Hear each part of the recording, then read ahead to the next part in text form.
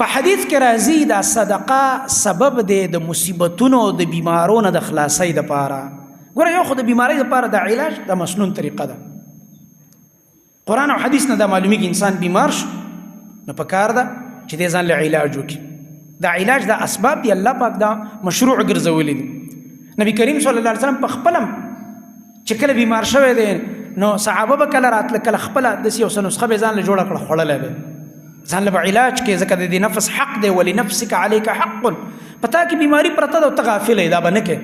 ځان به نه ضایع کې نفس به نه ضایع کې نفس به هلاکت له نه ورکې کوم څیز چې تا ستا د صحت دپاره مضر دی بد دی مه استعمالوه اگر که تا ستا به ورته ډېر زړه کېږي مه کوه دا بدن سره ظلم کې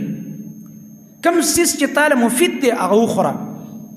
دوایي درله ضروري ده وایي کا او ورسره د دې دوایي نه غیر داسې اسباب اختیار کړه چې په هغې د الله خصوصي مدد راځي ځکه دا دوایي ظاهري سبب دی څه شی دی ظاهري سبب او حقیقي سبب د چا طرفه دی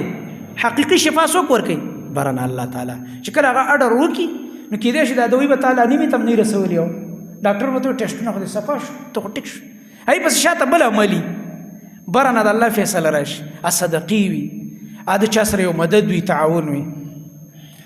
دغه رنګ دا حدیث کې راځي د الله نبی صلی الله علیه وسلم فرمایي داووا مرضاکم بالصدقه د خپلو بیمارانو علاج په صدقو وکوي کور کې د پلار بیمار دی مور دی بیمار ده بچی دی بیمار دی په تکلیف کې دی څوک په خپله چا سره پټه صدقه وکړه الله رب العالمین به تعالی شفا درکړي د دې په وجه باندې دغه د الله غیبي مدد به راځي د بعضې محدثینو په باره کې راځي وایي موږ د دې حدیث مطابق په دې عمل کړی یو محدث واقعه ما کتل هغوی په ما یو دانه راختلی وه بس هغه نښه کېدله ډېرې علاجونه ډېرې دعاګانې به مې هم کولې تکلیف کې ومه ډېر زیات د هغې د لاسه ماته ډېر سخت تکلیف ټول بدن یې راله متاثره کړی و دا ځکه دا بعضې دانه په داسې ځای راوخېږي چې بس نه کېناستل ته کېږي او نه ته سم ګرځېدل کېږي او بس سړی ډېر په عذاب کې ژوند دله بلکل خراب کې نو هغه وایي ما یو کار وکړو مال چې د خپل وس مطابق یو صدقه کومه صدقه یې څه وکړله وایي ما داسې کار وکړلو چې ما د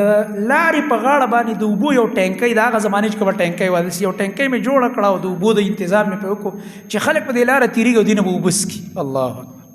و چې څنګه مې دا کار وکړو ورو ورو زما هغه زخم الله راټول کړو ټول ختم شو الله راله شفا راکړه د هغې دا زما محترم ورور نبي علیه السلام موږ ته دا طریقې راښودلې ځکه چې دا یو کس تنده چې ستا په اوبو ماتېږي الله اکبر څومره دا روح دننه خوشحالېږي ته پته هم نشته دا ټینکی چا لګولی یا دا بور چا کړی دی خو رب ته خو پته ده که نه چې تا څومره مسلمانانو تندې ماتې کړلې څومره انسانیت ته ستا د لاسه خیر رسېږي او کېدای شي یو کس دعا وکړي او که دعا وم نه کړي نو الله پاک خو یې که نه چې خلکو ته څومره فایده ورسوله نو د دې په وجه تعالی الله اجر هم درکوي او دنیایي فایده هم درکوي